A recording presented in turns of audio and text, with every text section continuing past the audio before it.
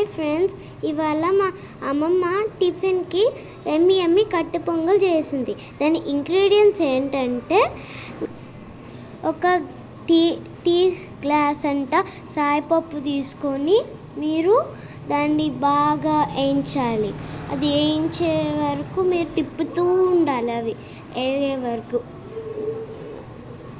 ఇంకా మీరు అది వేగే వరకు మీరు చాలా బాగా తిప్పాలి.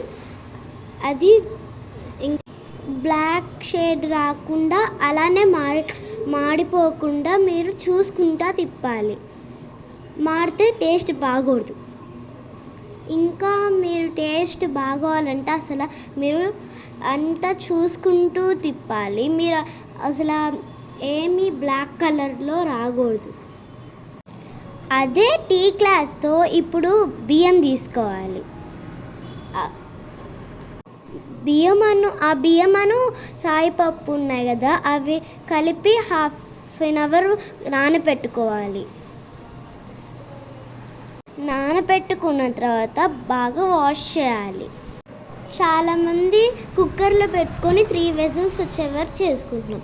కానీ మీకు ఇంకా రుచికరంగా ఉండాలి అనుకుంటే మేము ఏం చేస్తున్నామంటే ఇలా గిన్నెలో పెట్టుకొని స్టవ్ మీద ఉడికించుకుంటున్నాం. దగ్గరుండి తిప్పుకుంటూ ఉడికించాలి. అలా అదే ఉడుకుతూ ఉంటుంది, కానీ మీరు చూసుకోవాలి. మధ్యలో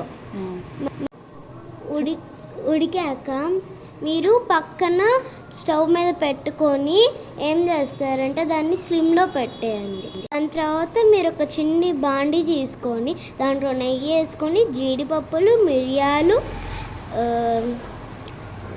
జీలకర్ర పచ్చిమిర్చి వేసుకోండి. తిప్పాలి దాన్ని. ఇప్పుడు మీరు అంటే మీరు కొంచెం జీడిపప్పులు కొంచెం కలర్ వస్తాయి కదా, బ్రౌనిష్ కలర్లో, ఆ కలర్లో వచ్చే వరకు తిప్పాలి మీరు. దాని తర్వాత పచ్చిమిర్చి వేసుకోవాలి. మీరు పచ్చిమిర్చి వేసుకొని అలా ఒక 1 సెకండ్ ఆగి మళ్ళీ తిప్పాలి మీరు. అలా జీడిపప్పులు కలర్ వచ్చే వరకు మీరు తిప్పుతానే ఉండాలి. ఇలా వేగాక మీరు పక్కనున్న కట్టె పొంగల్లో వేసుకొని తిప్పాలి. మీరు ఆ పక్కనున్న స్టవ్ మీద ఉంటుంది కదా, ఆ కట్టె పొంగల్ మీద వేసుకోవాలి.